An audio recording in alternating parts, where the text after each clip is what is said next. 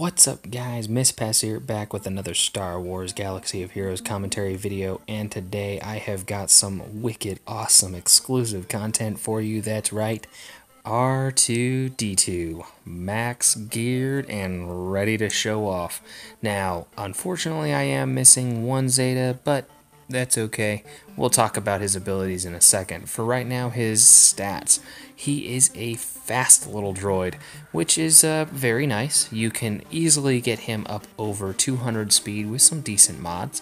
His protection isn't bad. You can actually boost that up pretty easily. His potency is actually really good. His tenacity is really good.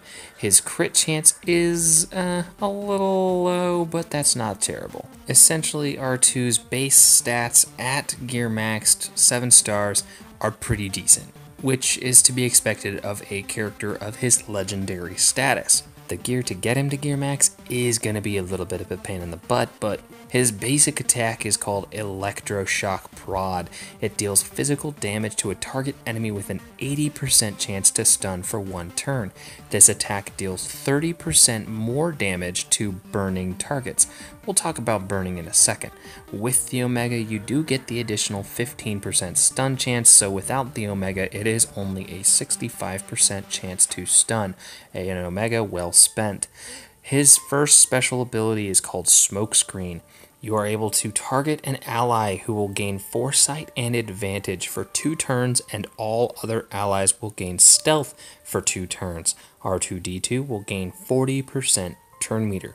Now, you do get an extra 1 turn cooldown, and the target ally gains advantage for 2 turns with that Omega. Again, Omega's well spent.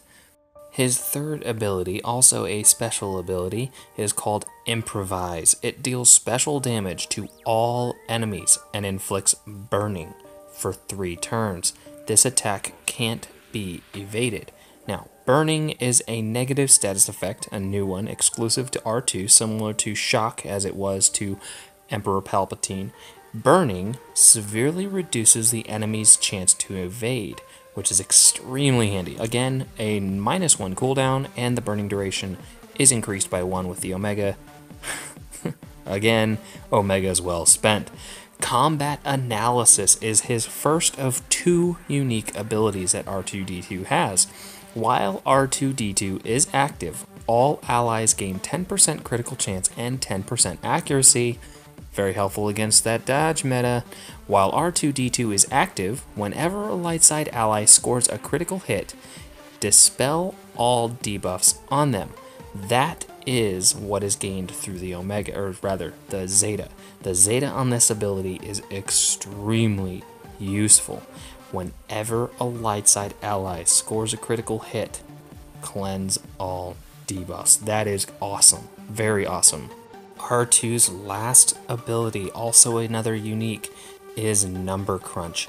At the start of battle, R2-D2 gains 10% max protection for each droid ally, 10% offense for each Galactic Republic ally, 10% max health for each Rebel ally, and 10% potency for each Resistance ally. At the start of battle and whenever R2-D2 revives, other droid, Galactic Republic, Rebel, and Resistance allies gain 10% of R2-D2's max protection, offense, max health, and potency until R2 is defeated. The stat sharing aspect of this ability is the Zeta. You will not be sharing any of R2's stats with your allies unless you give him the Zeta. Now, I did clarify with the devs, Conduit specifically, who is the lead character design developer, on how those stats are calculated and then shared. I wanted to know if mods and the unique's self-buff would play into effect with that unique, and I am happy to report that they will. The self-buff is a unique factor in itself. For each ally who has multiple tags, he will gain the stats for each of those tags. For example, K2SO is a Rebel and a droid, meaning that R2 will gain the stat bonuses from each of those ally tags. It's also important to note that those buffs go on top of any stat increases from mods. So if you have a boatload of protection gained from mods, and then you've got some droid allies, R2-D2 is going to be stacking a whole lot of protection. So, the order of stat increase goes as follows. First, R2-D2 will gain all of the stat increases from his mods that he has equipped. Then he will gain any stat increases appropriately from any allies that he has. After all of those stat increases are made to R2-D2, he will then share 10% of his health, protection, offense, and potency with every member of his squad. So what does 10% look like? 10% of his health will be approximately 2,600 to 3,000 health. Now that is with decent mods and at max gear and at 7 stars. Now that's 10% health, so for each rebel ally he's going to get that 10% health. 10% protection is going to be roughly 2,500 to 4,500 protection depending on how you mod your R2. It's fairly easy to boost protection a lot more than you can health, so you may get the bigger boost there. Again, that is granted for every droid ally. 10% offense is going to look like a roughly 210 to 250 offense depending on how you've modded R2. Again, with decent mods, max gear, max health, and you're going to get that offense for each Galactic Republic ally. 10% potency will be roughly 3.5 to 6%, again depending on how you mod R2, and he will gain that potency for every resistance ally that he has. And again, like other characters who gain stats for every ally of particular type, if they are of that same faction, they will gain the stats themselves. So R2 is going to be giving himself all of these buffs plus more. Now, after that is all tallied up, R2 will then give 10% of that final number. So add all of these numbers times however many allies of each particular type you have on your squad, and then take 10% of that final number, and that's how much you're going to give to the rest of R2's allies. I'm gonna be honest. Initially, when I first read that Zeta, I was like, 10%? Come on, that can't be that much. But after realizing and getting a straight answer that yes, it is after mods, then the unique to R2, and then 10% of that total stat, it really kind of makes that Zeta a lot more enticing and a lot more interesting, really. I think it's definitely a Zeta that you don't want to overlook. However, to me personally, I thought that the other Zeta, his first Zeta that allows light side allies to cleanse themselves, was far more useful, especially since R2 already has strong light side synergies. It only makes sense to give him just that much more utility in the form of acting as a conditional type of cleanser, which is extremely handy when you're fighting against a lot of Sith, because, well, let's face it, they love their negative status effects. So if you're giving R2 the ability to give light side characters an additional means of cleansing negative status effects, that just makes him that much more useful when facing those squads that love to stack the negative status effects. Unfortunately, it's not going to help you a whole lot against Zeta Vader, because let's face it, those infinite dots just do not go away no matter how hard you try, so it's not going to help you a whole lot there, but it will potentially help in a clutch situation against Zeta Maul, especially in arenas and obviously in Galactic War. Now let's talk about Burning. Burning is one of the abilities that I know that everybody was really looking forward to. You can see it in action here against this Zeta Maul squad. Unfortunately, crits will still send all of those nasty Sith into stealth. However, they will not dodge. I mean, they're not dodging nothing.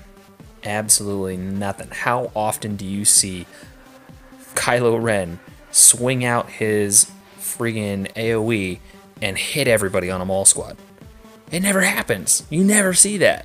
So this is probably the one part of R2, the one ability that I am most excited about. Not only does everybody get the base 10% increase to their accuracy, but burning is going to completely annihilate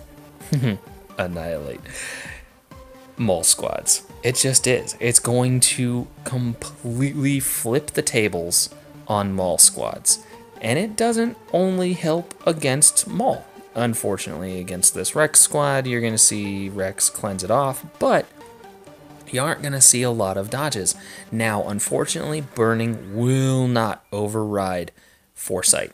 Foresight will still always prevent an attack and will always force a dodge. However, the only caveat to that are abilities that completely circumvent foresight entirely. So, Boba Fett's Execute, Nihilus and his Annihilate, and any other abilities like Darth Vader will always hit a Jedi through foresight every time. They cannot block it. Other than foresight, this is going to render a whole lot of leaders pretty much useless, which is, in my opinion, not a bad thing. I think the dodge meta was one of the worst metas in the game, and Darth Maul just made it 10 times worse, stacking stealth, crit immunity, turn meter gain, all on top of it. So this ability, Burning, I am absolutely in love with. I think it is the greatest thing since sliced bread, and it is one of the main reasons that I am already stockpiling gear for my R2-D2. I should be able to take him to gear 9, possibly 10, as soon as I get my R2, which absolutely excites me. I'm super stoked. I can't wait. And needless to say, I'm very excited, if you couldn't tell. So I am going to be putting R2-D2 in my arena squad, and he is going to be helping me secure that #1 spot in my arenas consistently on a more user-friendly basis now. So let's switch gears over to his stealth ability. His stealth ability is actually pretty useful, and my one fear was that it was going to make mole squads a lot scarier. And I can tell you already, I don't know if I included the gameplay footage, but against a mole squad who's rocking R2-D2, it's really not that big of a deal, because the crits are already still going to throw the mole, or rather the Sith, into stealth, and it's not that big of a deal. Granted, yes, they will gain that 20% turn meter, because on stealth gain they do gain the turn meter, but it is a 4-turn cooldown, so it's not like R2-D2 is going to be throwing turn meter around to a Sith squad every friggin' 10 seconds. So, plus, R2-D2's not a Sith, so if he puts himself into stealth, he's not going to gain 60% turn meter. He's only going to gain that 40%. So that's another thing to take into account. He's basically not going to be that big of a monster. The one thing that will definitely help with this stealth is one thing that a lot of people tend to forget, and that's that you cannot be counterattacked while stealthed. So if you do come up against a General Kenobi squad that's all rock and retribution, you throw R2-D2 stealth out, and all of a sudden 4 of your characters can attack without any fear of retaliation. So that is another factor that a lot of people don't think about, but is very, very handy. And then lastly, his basic attack. His basic attack is rocking an 80% chance to stun. 80% chance to stun. 80% chance to stun. R2-D2 has an 80% chance to stun with his basic attack. Are you kidding? That's awesome. Stun is freaking incredible. Stun is one of my favorite negative status effects. It's an oldie but a goodie, because let's face it, stun is the ultimate ability block. Whenever you stun, they ain't doing nothing. They aren't dodging, they aren't friggin' going out to get fast food, they aren't friggin' doing anything, man. They are literally standing still, getting beat on. I mean, you're basically increasing their turn meter requirements to 200%. So, I mean, let's get real here. Basic that stuns is one of the most sought after negative status effects on a basic in the game, in my opinion. There's really nothing better than a stun on a basic. So, I've beat that horse with a stick. It's dead. It's bloody pulp over there on the side of the road. Now, Let's start talking about the negatives. Unfortunately, R2-D2 prioritizes his smokescreen above the burning effect, and that is a little disappointing. I was really hoping that the AI would prioritize his burn over the stealth.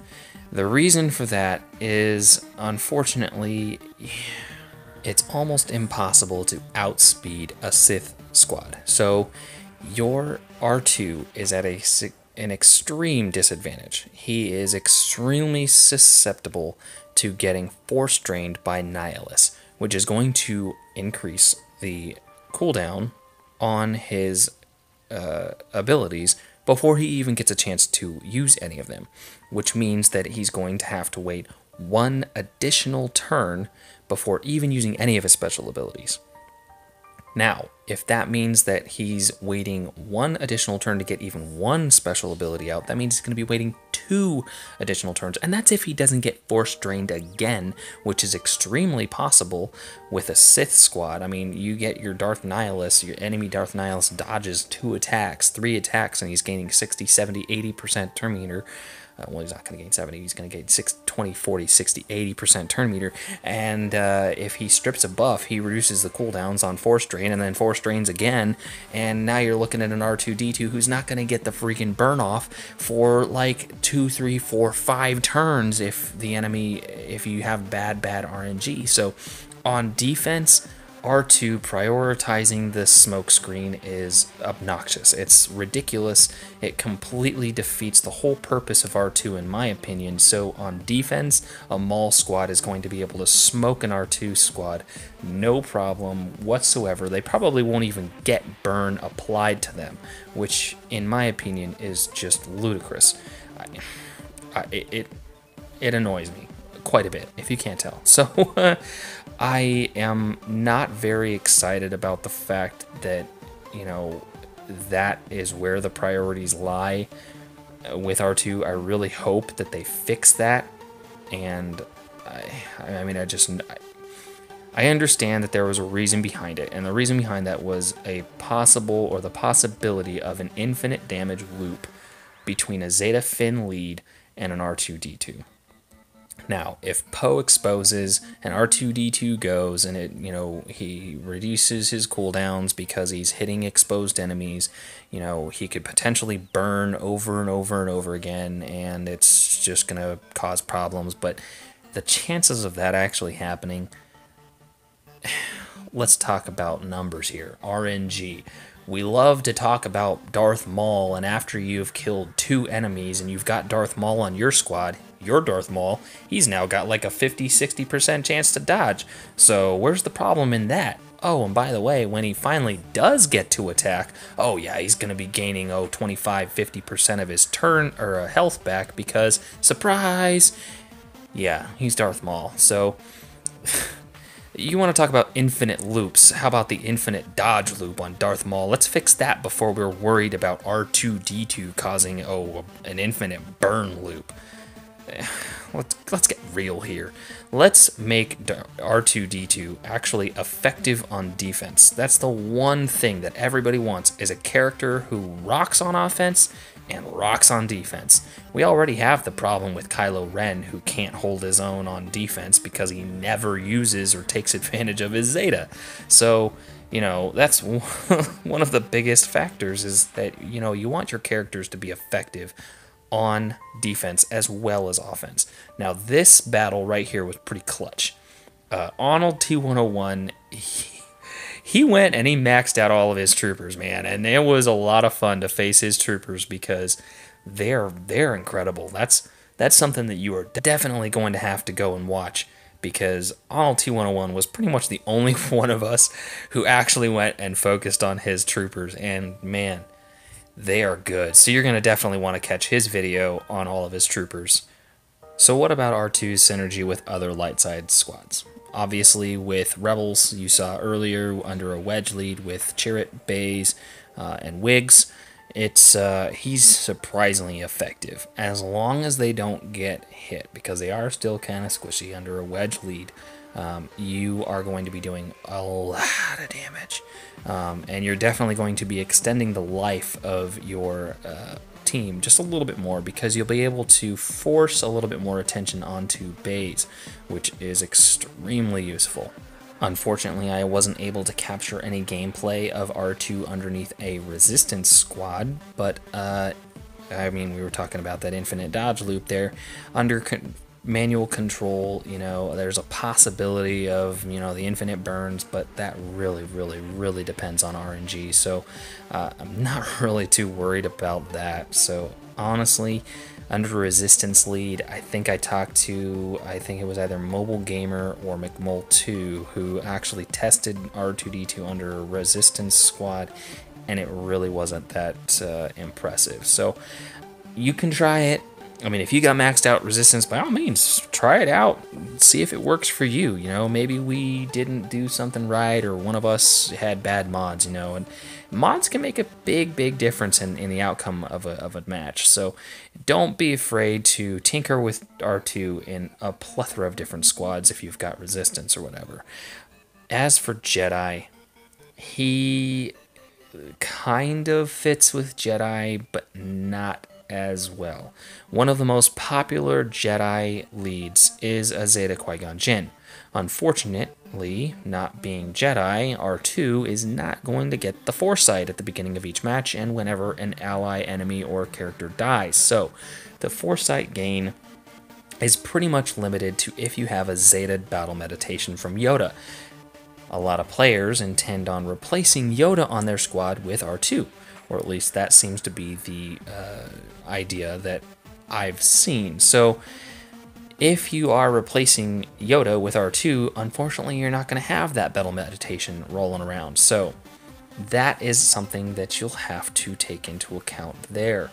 Otherwise, if you do Zeta R2's unique stat increase, you're going to be giving your Jedi allies a whole lot of offense, because all Jedi, at least to my knowledge, there might be one or two that don't, have the Galactic Republic tag, which is an offense increase. So that is going to be a big help to those Jedi squads if you Zeta R2's unique, which unfortunately, again, I didn't have any gameplay of a Zeta stat unique R2-D2, so maybe Arnold, T101, Mobile Gamer, or one of the other guys actually did, Smithy D. They might have actually collected some of that Zeta unique with the stat buff. So definitely check out some of their videos, because they're going to have a little bit different flavor for all of their reviews.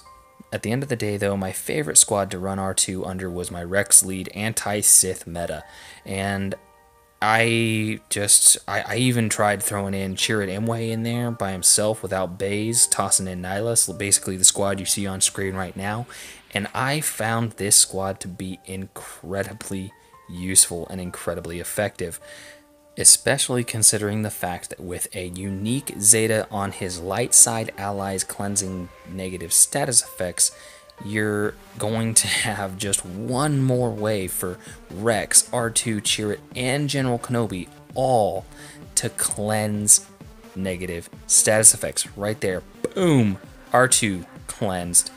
I mean, and then with Chirrut's health equalization, it increases the squad's survivability infinitely. I mean, you saw Rex was almost dead.